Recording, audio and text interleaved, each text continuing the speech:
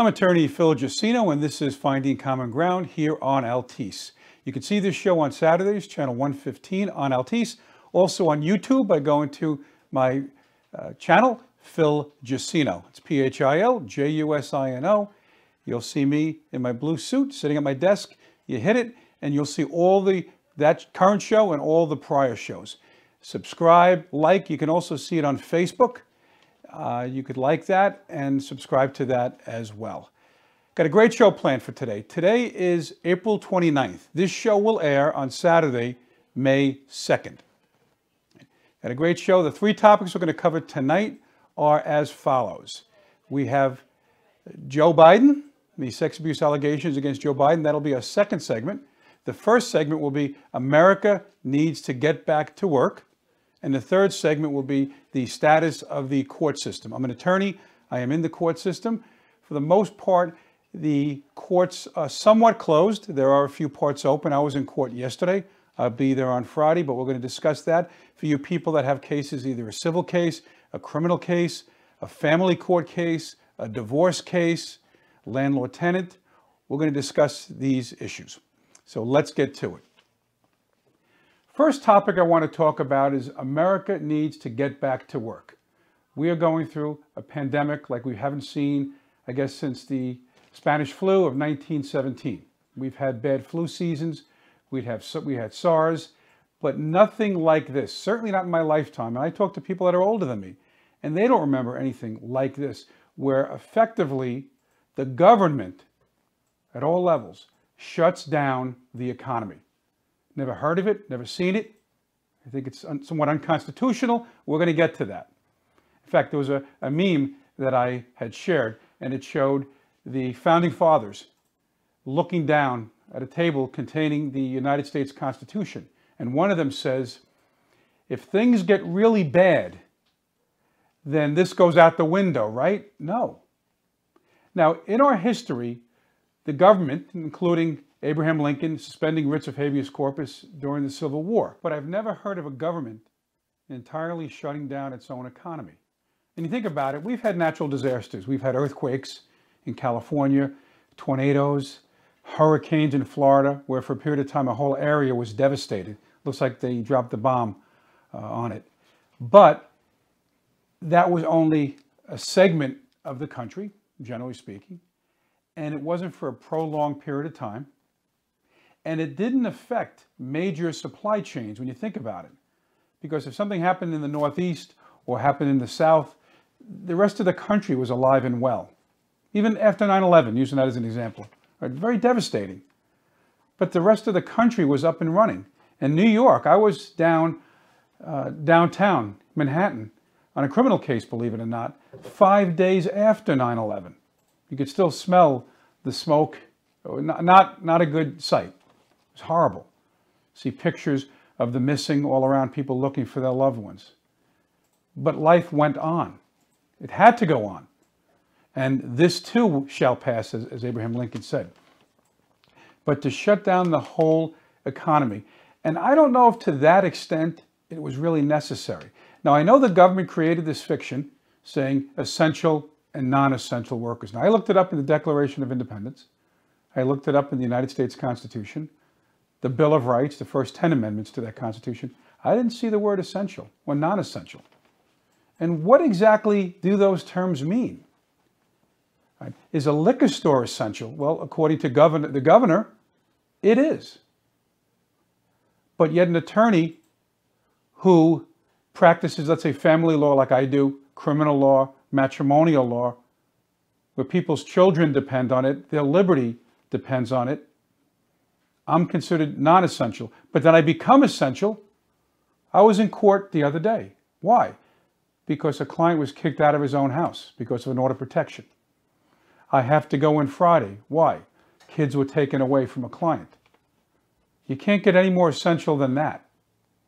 And what gets me is that the government, and I guess some people are not worthy of that trust, but the government, for the most part, does not trust its people to do the right thing, to make the necessary modifications to stay open. Now, take a supermarket, for instance. You walk into a supermarket, everyone's wearing a mask. They have the wipies to wipe down the cart. Right? Some are wearing gloves. Some stores have arrows where it's one way. The other day I felt stupid. I'm walking down the wrong way. I'm looking at the arrow. I had never experienced that before. So I had to turn around and get the heck out of the aisle. Right? They have those, I call them the cough guard. So when you go to the cash register, the lady is behind a plastic shield. Now when you pay, you're kind of to the right of the shield, but it's still there. So if someone with a cough, it protects the worker who's wearing a mask. And that's fine. But take my situation, for instance. I'm an attorney with a law firm. I have 4 people that work for me. I have another attorney in the office. It's a commercial building. I can very easily make the necessary modifications to make things safe for my employees as well as my clients and as well as for myself and my family when I come home at the end of the day. How do I do that? Very simply. Now we have a bathroom in there, one of the few in that building. There's a common bathroom in the hallway. The protocol now is that only employees use the bathroom. I'm constantly cleaning the office, taking care of the surfaces to make sure that people, if they touch it, if they had COVID-19 and they touch it, I'm going to clean it up like a Clorox wipe. Right? I take care of that. The door handles. I even go to the elevator buttons. I do what I have to do to protect the people around me. Every one of my employees, except one, has their own office. I have a large conference room with a door to the hallway. I can make it so that instead of somebody coming into my office, they can go into the conference room. I can have my mask on, meet them in the conference room, stay enough feet away from them that neither one of us is in danger, and have a consultation where they're not putting my people in danger and I'm not putting them in danger. That's an accommodation.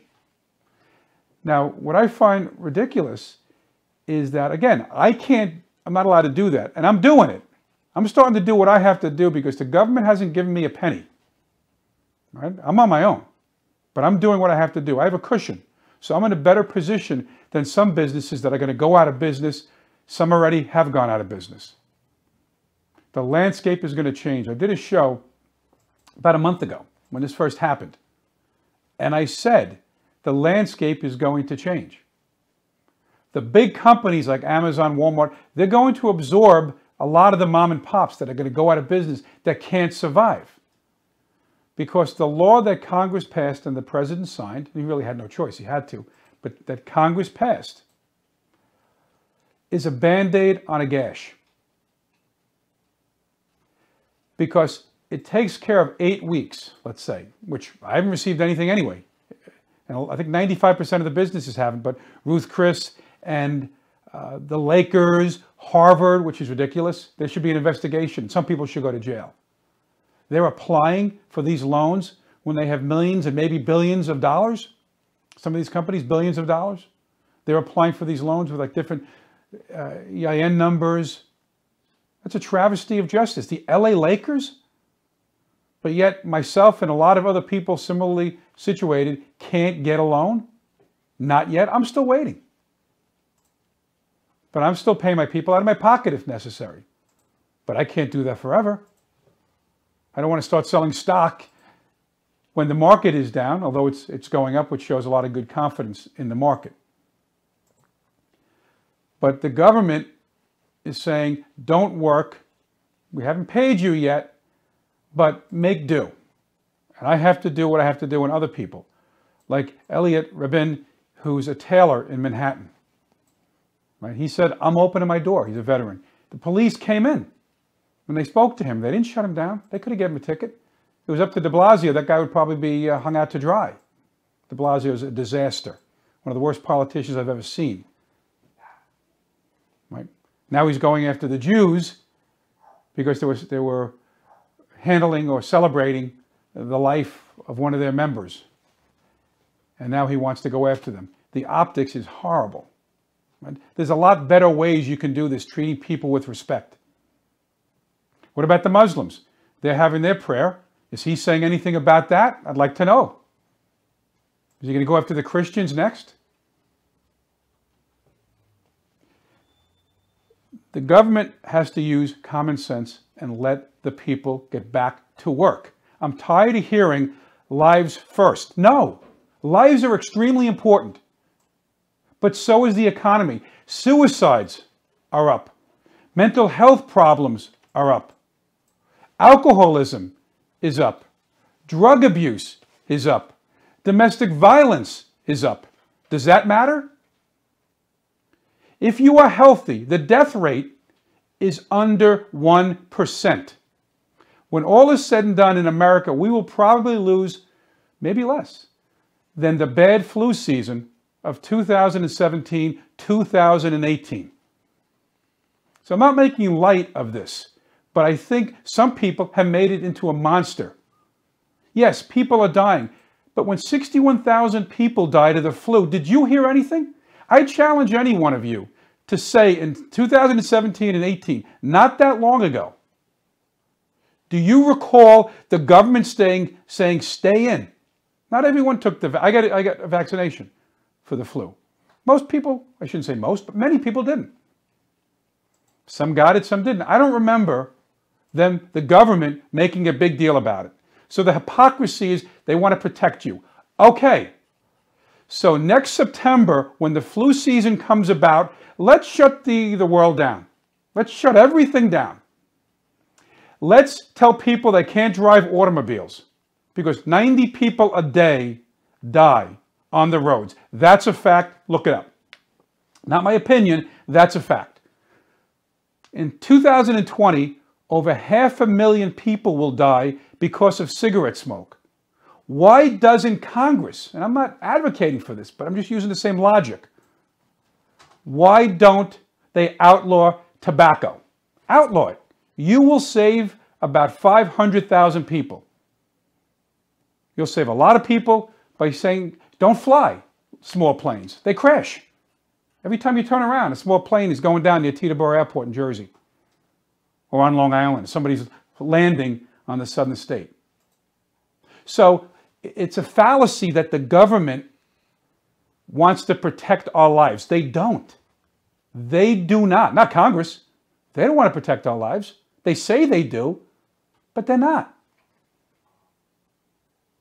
But in this pandemic, which hit us out of nowhere, and China, we got to bring China to its knees. And I'm digressing a little bit. That's why we can't have Biden or Cuomo or anybody else in office. It's got to be President Trump because he will take on China. And if he doesn't, I'll be critical of him. We have to bring China to its knees. Almost a war. We really do. And it's not the people I'm angry with, it's the government. The people have to revolt in China. Like we did, Americans did in 1776. There has to be a revolt in China. Because 2 doctors that wanted to notify the world about COVID-19, coronavirus, one died in his 30s, and I suspect it wasn't because of COVID-19, and the other doctor is missing. What does that tell you?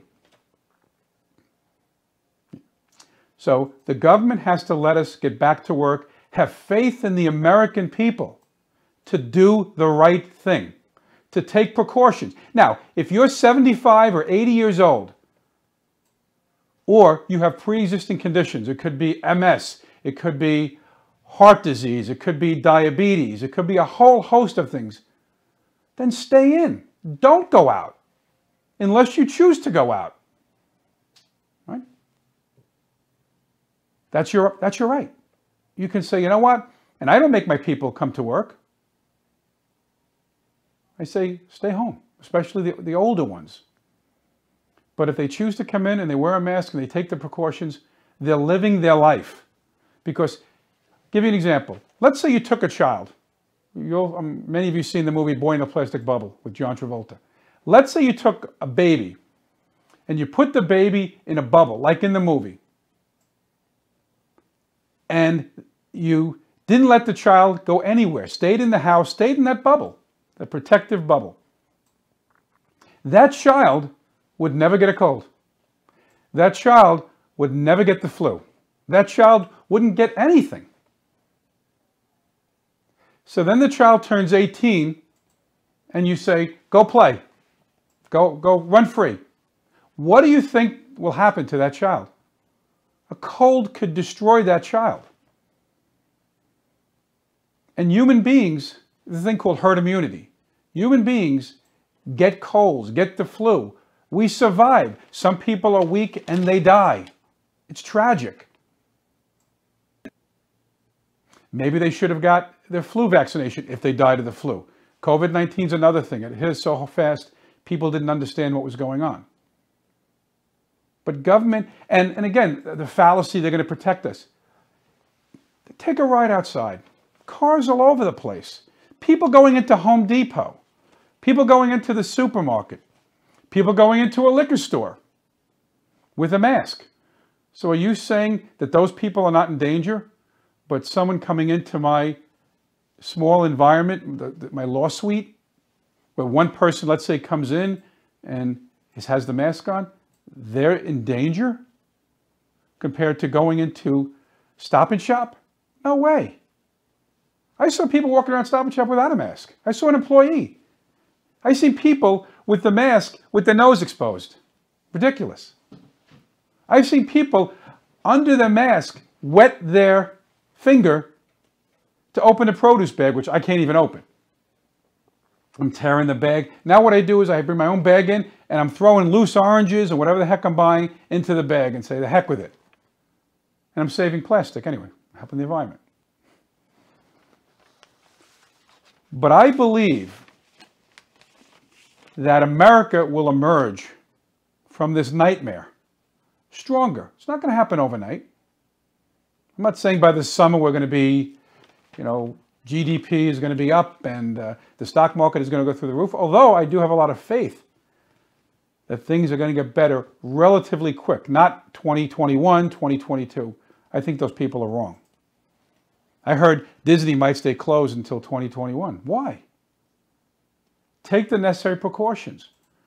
Like a ball game, baseball. They're going to play maybe without the fans or something like that.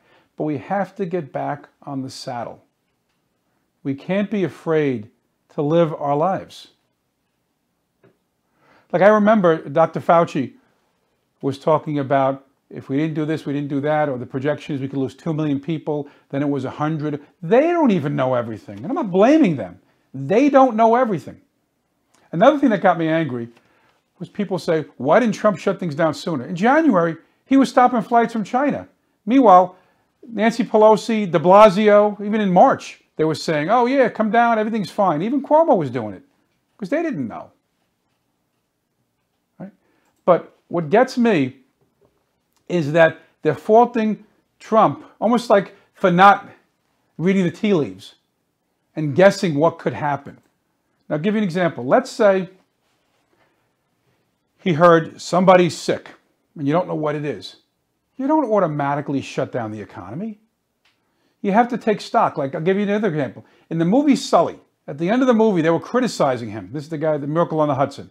He landed a plane. If I go on a plane, I want that guy flying. He landed the plane on the Hudson River. Nobody died. Nobody got hurt. It was amazing. They were all on the wing. If you would have made a movie and it hadn't happened, you'd be like, come on, that's not going to happen. But they criticized him. They're saying as soon as the bird strike happened, he lost both engines, or one, and then I think he lost the other one shortly thereafter. He could have made it to Teterboro. And his co-pilot in the movie said, we're human. We didn't know right away. Something happened. You have to take stock of what is going on around you. I'll give you an example. You're walking down the street. Someone taps you on the shoulder. Do you turn around and punch them in the face? No. You turn around, you look. Now, obviously, if they're going to attack you, you have to defend yourself. But you don't go around life with knee-jerk reactions, right? You look, you see what is going on. That's what a lot of these politicians, and it's easy to point the finger at the president or de Blasio. It's easy to point the finger and blame at him. But you have to take stock. You don't shut down the economy and then find out, like Fauci. Fauci was saying, it's kind of like the common cold, right? He was saying that. So if you're the president and your expert is saying it might be like the common cold, take it seriously, but it might be like the common cold. You're going to shut down the economy, and then if it's not that bad, you're going to be voted out of office because they're going to say knee-jerk reaction. Right? Now back to Miracle on the Hudson. Again, I digress. In the movie, and from what I understand, it really happened this way, they added, I think it was like 7 seconds. So when it happened, they added 7 seconds. So they had a pilot and a co-pilot simulating what had happened. And they added 7 seconds for him to say, okay, I can't make it to Teterboro, I can do this. And what they did was 7 seconds went by and the simulation, then they tried to get to Teterboro and they couldn't make it. Now, maybe as soon as it happened, you say, I'm going to Teterboro. But you got to take stock. He was a military pilot in his prior career. So he was good. He had reflexes. He knew to play like a quarterback. That receiver's not open, I'm going to the next one. You're a pilot. Okay, I can't land here, I'm going to land there. If he had gone to Teterboro, and let's say that was not the right move, he could have crashed his plane on a bunch of houses in a community. So before he did anything, he wanted to say, all right, this is what I'm going to do. This is where I have to go. And it worked out. But it's easy to criticize somebody. The example, tap you on the shoulder, you don't punch him in the nose. You turn around, if things look dicey, then maybe you take evasive action. But you size up the situation. We will emerge strong. And we have a leader that believes in us. He is part of the solution, not the problem. You look at a lot of the Democrats, they're providing cover for China. It's almost like if Trump says one thing, they got to say hydroxychloroquine. Whether it works or not, we don't know yet. Right? There was some anecdotal evidence. There was some studies. It could very well work.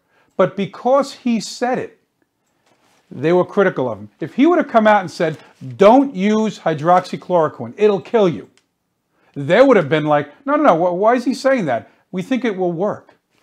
Right? He's critical of China. They're going to come out and blame him over China. If you blame President Trump for COVID-19 and you give China a pass, you are part of the problem. I don't care if you're a liberal, conservative, left, right, you are part of the problem. If you don't see what China did, and it might not have been intentional, I'm not going that far, but it probably didn't come from one of those wet markets. It came from the lab. That's what I believe. Now, again, I'm not saying they did it on purpose as a weapon. Could have been negligent. Negligence kills millions of people. Doesn't make it any better. And they knew about this. They hid it. They killed at least one of their own doctors. The other one's missing. In America, you wouldn't have that. Like Fauci. Let's say the president doesn't agree with Fauci. He fires him. Doesn't kill him. In China, in Russia, some of those countries, it's a very different world. Middle East. North Korea. You go against those in power, you'll end up in a jail or dead. Not good. So, my opinion, we'll be just fine. The market is hanging in there. There's a lot of confidence. If there was no confidence, that market would be down. It went up like 2-3% today, at least my holdings. It's pretty damn good. Considering people think the whole world is coming to an end. It's not. We're going to come, it's almost like Scarlett O'Hara in Gone with the Wind. As God is my witness, I will never go hungry again. You have to have that attitude. I talk to people. Some people are down. You know, they hear all the bad stuff that's going on, and I see the bad stuff that's going on. I lost people that I know. Good people. People that didn't deserve to end up like they did because of COVID-19. It does kill people. I never said it didn't. But we have to allow people to make a living because that can kill them too. If the economy goes way, way down, children are going to suffer. Adults are going to suffer. People in poverty are going to suffer. There are people that are living on the subway now. I was watching the news tonight, and there are people that are setting up shop on the subway. Whereas if it was, and some of the times, from what I understand, the subways still have quite a few people in them. You know, doctors and nurses taking the subway, essential workers. There's a lot of essential workers out there, what they call essential. Supermarkets. So there are people on the subway, on the buses. Those poor bus drivers, New York Transit, they lost a lot of those people. Because think about it. If you're driving the train or the subway, you're separate from the rest of the riders. You look at a bus driver, he's right there. And in the beginning, before they know how contagious it was, those people were getting sick and dying. Very, very tragic. Fortunately, this disease is not as deadly as we first thought. Because I remember debating with people, oh, it's 3-4% death rate. In Italy, it's high because they have an older population. Here, so many people have it, and we didn't even know that they had it. They have the antibodies because it didn't affect them that much, thank God. The older people and the people with pre-existing conditions got hit hard. So if we know that, and that's not to say a young person can't die, but again, life is about playing the percentages, isn't it? We don't live in a bubble. There's an expression, ships are safe in a harbor, but that's not what ships are built for. Imagine the explorers. Yeah, you go on some of those ships you see from years back. I wouldn't want to go on that ship in a lake.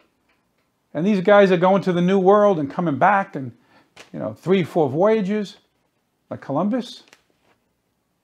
Those guys had courage. They had guts. Maybe they were a little crazy. But you move forward. Our pioneers.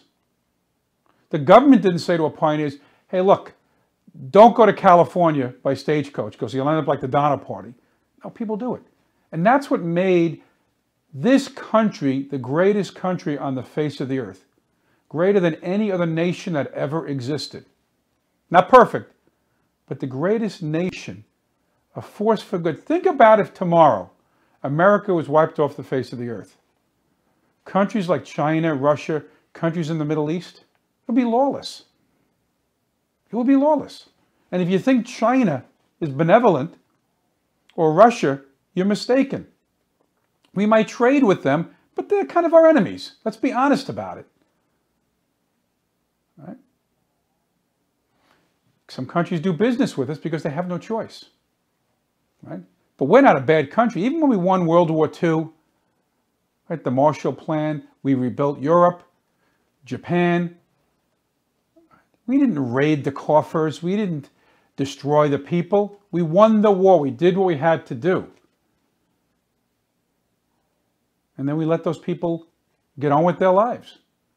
If Hitler had won World War II, what do you think would have happened to America? The sheer size of it would have been hard for him to just totally take over. But it would have been a different world with someone like Adolf Hitler in the Third Reich and Himmler and all those people in charge of the world. Pretty much, right? And the strength of our country is also that our leaders, for the most part, our president certainly, can't get that powerful. Because they get 2 terms. It's not FDR. They get 2 terms. And there should be term limitations in Congress. Because people like Pelosi and Schumer, they've been there too long. And there's nothing we can do about it because liberal San Francisco will keep electing her. And there are places that elect criminals. I heard one, I think it was, can't think of the politician's name. He was convicted of something. And they were talking to the voters. And they're like, well, he didn't kill anybody, Charles Rangel. He didn't kill anybody, so they vote him in. Now with this Joe Biden, which we're going to get to, now it's a good segue. With Joe Biden, there's an allegation by a woman named Tara Reid, who used to be an aide of his on his staff. A loyal Democrat, lifelong Democrat. In fact, recently voted for Obama and Hillary Rodham Clinton. But she alleges in '93, Joe Biden sexually assaulted her. Now remember, let's contrast that with Kavanaugh, with Christine Blasey Ford. She alleged, and I believe it was the summer of '82, when I graduated high school, that Kavanaugh sexually assaulted her. He was 17, she was 15. No corroboration, but yet it almost derailed him becoming an Associate Justice of the United States Supreme Court. Now there's an allegation against Joe Biden. Hillary Rodham Clinton, Joe Biden, Hanoi, I think it's the Congresswoman from Hawaii, Schumer, Gillibrand. They all came out and said the woman must be believed. The women must be believed. That's what they said. In fact, the Congresswoman from Hawaii said, men should shut up and step up. That's a quote. Men should shut up and step up. And all the sheep Democrats behind her, yeah. No, men shouldn't shut up. Women shouldn't shut up. And if a woman makes such an allegation, she has a right to be heard. I have a little bit of a problem sometimes when it's 20, 30 years ago. Because sometimes, how do you defend yourself? If someone said you did something 25 years ago, I don't know. How do you defend yourself? In courts of law, in criminal law, and I practice in criminal law, former prosecutor, we have statutes of limitation. Except for murder, in New York, 5 years for felony, 2 years for misdemeanor, 1 year for violation. I've tried cases, rape, sex abuse cases, where the statute was just about running out. In fact, some of the crimes were older, so they couldn't prosecute them. You then sit down with your client and you say, okay, where were you 5 years ago? It is hard to defend yourself from allegations made 5 years ago, 4 years ago, 3 years ago. It's not easy. Now, in courts of public opinion and in politics, there is no statute of limitations. Someone could say 40 years ago you did this. I didn't. I don't even remember this person. Right? Now, let's contrast the two. Kavanaugh and the Joe Biden situation. The other one, Christine Blasey Ford, didn't have corroboration. Right? She raised her right hand, she got sworn in, and she said, this is what happened to me. And then it became a farce. They were talking about his yearbook, what things meant in the yearbook, terminology, ridiculous. Right? They took something serious and it became ridiculous. If I was a congressman asking questions, what does that mean? What does that mean? That's ridiculous. I'd be embarrassed. Now, let's contrast that with Joe Biden and Tara Reade. There is corroboration. Where? In 1993, her mother, who is now deceased, contacted the Larry King live show. Got on the air, I saw the video, and talked about, she didn't say Biden, but she talked about a senator, a well-known senator, and her daughter and all of that. You know, why aren't they looking into it? So the allegation existed back then. It wasn't public. Well, that's kind of public, right? But it didn't come out.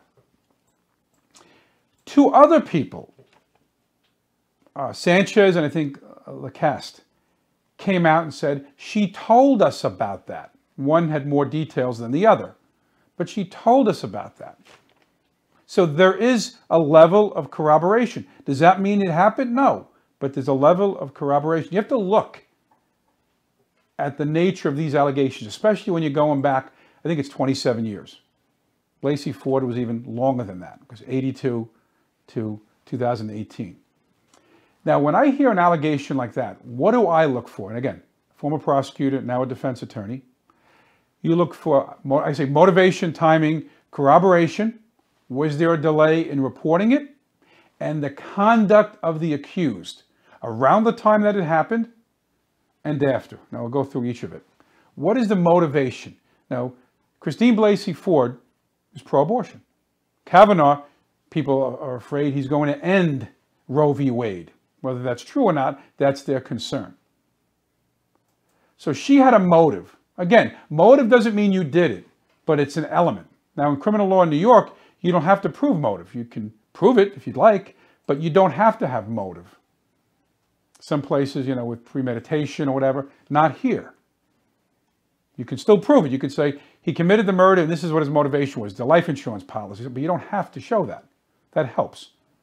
Makes a jury feel better about convicting someone because, oh yeah, he had a motivation. He's killed his wife, he got $1 million. Right? Now, So Blasey Ford, there was a motivation for her to lie. What was the motivation for Tara Reade to lie? She was on his staff. She was a lifelong Democrat. And years after that happened, she voted for Obama and she voted for Hillary Rodham Clinton. So she's on the same team. Right? Maybe there's a motive not to come forward. You get embarrassed. Sometimes you're not believed. You're dragged through the mud. Christine Blasey Ford, she was dragged through the mud. Right? She was touted as a hero by one side and somewhat dragged through the mud by the other side. Some people, just like a rape victim, sometimes they don't want to come out because they don't want to be embarrassed or they don't want to be shamed, even when they were wronged. And they shouldn't feel that way. But that's human nature sometimes. So I see it all the time in cases where somebody didn't come forward for a long time. In criminal law, again, we have a statute of limitation. Here we don't. So motivation. The other thing is timing. Blasey Ford came out at the time he was going to be nominated, or he was nominated, but he was going to go to the Supreme Court of the United States as an associate justice, as one of the 9. And potentially changing the makeup of the court. That's why Ruth Bader Ginsburg is hanging on. Hopefully, and for her, Donald Trump is defeated, and then the next president can pick somebody else. If Donald Trump gets elected, I don't see how she makes another term. And then they would lose another liberal because Trump would get to pick the next one. So that's the timing. Why didn't she come forward when he was appointed to a federal position, federal judgeship? She could have come out then. He was vetted, right? But she didn't. So she came out here because now he's going to the top court. Okay. Tara Reade. I don't know about a motive why she would lie. Right? Because again, it's not like she's a Republican and she wants to get the Democrat off the ticket or out of the race. So I don't see it there. The timing. Well, he's running for president, so maybe she felt now was the right time, just like Christine Blasey Ford felt that way. The next one is, we talked about corroboration. I already went over that. Is there corroboration? Did somebody around that time know about it? Like she told her mother. People that are victims might tell their mother and nobody else. She told 2 other women. So 3 people came forward. That's corroboration. The next one is the reason for the delay in reporting. Embarrassment. Again, we talked about that a little bit. Embarrassment. You don't want to get dragged through the mud. That's understandable. The last one is the conduct of the accused around the time it happened and now, after the allegation came out. So let's look at it this way. Let's say when it happened, and I'm not saying it happened here, I don't believe it did. Let's say someone said, oh yeah, Joe Biden came to me and he said, listen, cover for me, I was here, not there. Like, in other words, setting up an alibi. That would show consciousness of guilt. Didn't happen. I haven't heard about that, but that's an example. Consciousness, or did he pay somebody to be quiet? Or was a check given to her for $10,000 from his campaign to shut her up? Those would be signs that maybe it did happen. And then the conduct that happened after the allegations came out. Now, Joe Biden, I haven't heard him deny the allegations. His campaign denied the allegations. Now, if someone says, Phil, you shot this guy 5 years ago, and if I'm a public figure, I'd be here. I'd say, I did not do that. I had nothing to do with the shooting. It wasn't me. I wasn't there, or whatever the case might be. I didn't do it. Now, guilty people can deny the allegations, but I haven't heard him do that. Now, he's giving interviews. Why doesn't he come out and say, I want to set the record clear. I knew the woman. I did not lay a hand on her. At least come out and say it if that's what happened, if you didn't do anything wrong. Now, in a criminal case, there's no obligation to do that. I understand that.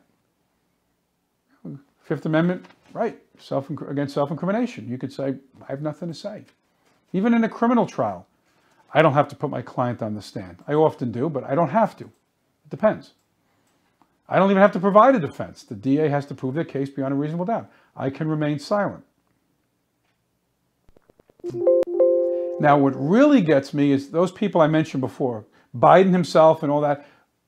Some even said women don't lie, or it's not likely she lied. I believe her sight unseen. You know what that means? Without any proof or anything, I believe her. Now, why don't these people believe Tara Reade, who's a Democrat just like they are? Why don't they believe her? In fact, Milano, I think it's Melissa Milano, first was critical of her and said, you know what, she has a right to be heard without being dragged through the mud. I'm paraphrasing. Right? She changed her tune. The lady who started the Me Too movement, I believe Joe Biden. Why do you believe him? Now, I believe, which is covered in the Eighth Amendment, the Bill of Rights, a person is innocent unless and until proven guilty. I have to believe that. That's the bedrock, part of the bedrock of the criminal justice system. You are innocent unless and until proven guilty. Right? Beyond a reasonable doubt in a criminal case. In other cases, civil cases, for instance, can be clear and convincing or preponderance of the evidence, beyond a reasonable doubt. So, hey, he probably did it, but that's not beyond a reasonable doubt. Person be found not guilty. In a court of public opinion, anybody can say anything. It doesn't make it right. So very important that we understand that the accused is cloaked with the presumption of innocence. When I pick a jury, I do that often. I start with that. I say, one of the first things I say to a juror, potential juror, and I like to look on their face, I say, is my guy guilty? Just like that. And even sometimes the judge is like, wow, is my guy guilty? And they're like, I don't know. Why don't you know? And they don't know where I'm going with this. Why don't you know if he's guilty or not? Well, I haven't heard the evidence. Thank you. Now, if the guy, and I've had them say this and they're gone, probably he's sitting there, police arrested him, he's probably guilty. I'm not getting that juror selected for the jury. No way. Because in his mind, because he's charged, he's probably guilty. Now, I think the hypocrisy on the left, I don't see it on the right as much, and I'm honest about that. Right? When I heard Christine Blasey Ford say what she had to say, my first reaction wasn't, she's lying. I don't know. Let's see what she has to say. They gave her a forum. I don't know. Maybe she was telling you, I kind of doubt it. And you know what? I'm going to use the same standard in my mind. Beyond a reasonable doubt, innocent until proven guilty. There was no corroboration, no physical evidence, no admission. How do you, in a sense, convict that guy and deny him of the Supreme Court seat based on flimsy evidence? Now, is Tara Reade telling the truth? I'm more likely to believe her than Christine Ford. Again, I don't know what Tara Reade's motivation is. It doesn't seem like there's a motive to bring down Joe Biden. But Christine Ford had a motive. I'm pro-abortion. He's, in her mind, against abortion. I want to bring him down. There was no corroboration. Here, the same year that she's told people it happened, her mother's calling Larry King Live talking about it. So there's a level of corroboration. She voted for Obama. Who was Obama's VP? Joe Biden. She voted for Hillary Rodham Clinton, another Democrat. So looking at this, I'm tending to believe more likely that it happened, but I want to hear more. I heard other people are coming out. That could be the tip of the iceberg.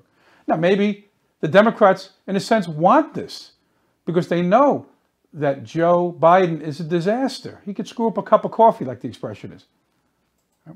There's something going on in his brain. I don't know if it's dementia. And I was going to say, I think I made a comment one time. I said early dementia. It's not early. He's 76 years old. He could have dementia. He has a problem sometimes putting a couple of sentences together. You see it. If there's going to be a debate, it's not going to be pretty for him.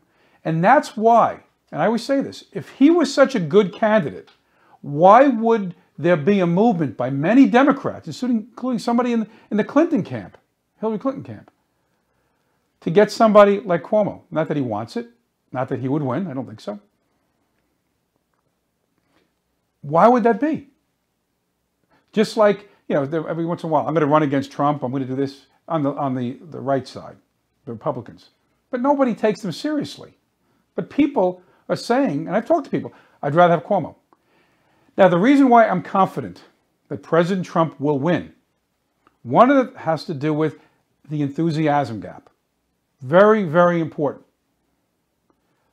There are people, Trump has very rabid supporters. They'll take a bullet for the guy. They will come out, they will stand on line for 5 hours in the heat or the rain or the cold to go to his rally. Who on the left had supporters similar to that? Bernie Sanders. Even though he was so far left, he really had no chance. His supporters were rabid. So I'm not dismissing supporters on the left saying they're not enthusiastic. Of course they are. They were enthusiastic for Bernie Sanders. But the DNC is never going to let Bernie Sanders, they didn't allow him last time, and they had everything lined up. If he started to overtake Hillary, and he made a good run, if he overtook Hillary Clinton, you know what was going to happen? The superdelegates would come in and knock him out. Do you know who those superdelegates were in 2016? 15 and leading up to 16? You know who they were? Bill Clinton in New York. Oh, his wife's running. Who in Massachusetts? Elizabeth Warren, Pocahontas. Elizabeth Warren, a supporter of Hillary Clinton. It's a joke. That's how the Democrat Party set up the system. It's almost like, okay, fair fight. But if Sanders starts to win, jump in and beat the heck out of Sanders, because he can't beat Clinton.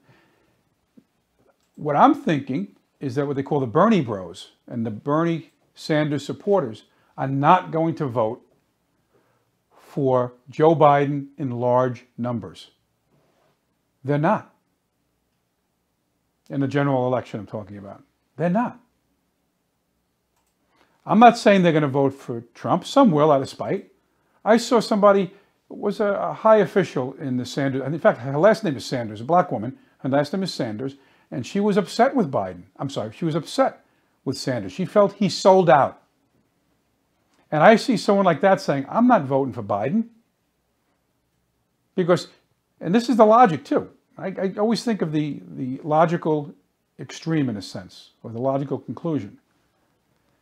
If you don't like Biden and you want someone like Sanders, and I think he's done, he's going to be 80-something if he tried to run again, but you know that Trump has one term left, maybe a third, I'm only kidding. He has another term left. So if he wins, they know 2024, there'll be another election. Maybe they get their guy in. If they go with Biden, again, thinking about this, how they think, and Biden wins, and they don't like Biden, they might be stuck with Biden for 2 terms. Most presidents get 2 terms. Think about it. All right? Reagan had 2 terms. Obama had 2 terms. George Bush II had 2 terms. Bill Clinton had 2 terms. Going back, Eisenhower had 2 terms. Carter had 1. George Bush I had 1. But more likely than not, a president gets 2 terms unless they screw up. And I believe President Trump will get a 2nd term. So the logic there is, well, Biden is a disaster. There's no enthusiasm. I've never met. I ask you, have you ever met somebody that is rabid, enthusiastic about Joe Biden? I haven't met anybody. I've met people that say, I'll vote for him. Why? I don't like Trump. Or Sanders is not going to win. I've never met a person, Biden, Biden. No. Where are the Biden hats? I haven't seen any of them. I see the Trump hats. I have one. And I'm not afraid to say it. And when they look at the polls, I don't want to hear about polls. Polls, if polls were true, Hillary Rodham Clinton will be president. I saw one guy come on right before the election, 100% chance Hillary's going to win. Well, he has no chance, and then all of a sudden, as the night went on, the odds started to change as Trump was winning the different states. I don't see Biden winning a lot of those states that he's going to need to win to beat Trump. He'll win New York. He'll win California. He'll win a number of other states. But will he win enough to win the election? I highly doubt it. One last topic I want to talk about, the court system, very quickly. The court system is closed, but the court system is open. Paradox. The court system was supposed to fully open May 15th. I'm not so sure that's going to happen. But the court system is still open. They have conferences. I have at least one a day. A Skype or on the phone. I had one today. I have a trial tomorrow, Skype. That's an actual trial on Skype. I have court on Friday. I had court the other day. I have court on Friday. I have to physically go in. So now I'm essential. Remember we were talking about non-essential? Now I'm essential because they took the kids away from a client. Well, the other side did. Or if CPS is involved, then I got to go to court. So the courts are open. Don't be afraid to call an attorney like myself. And even if I can't get you into court just yet, we can still file petitions. I check with the clerk. Tomorrow, Friday, I'm filing 3 petitions in family court. They're going to docket them. They'll clock them in.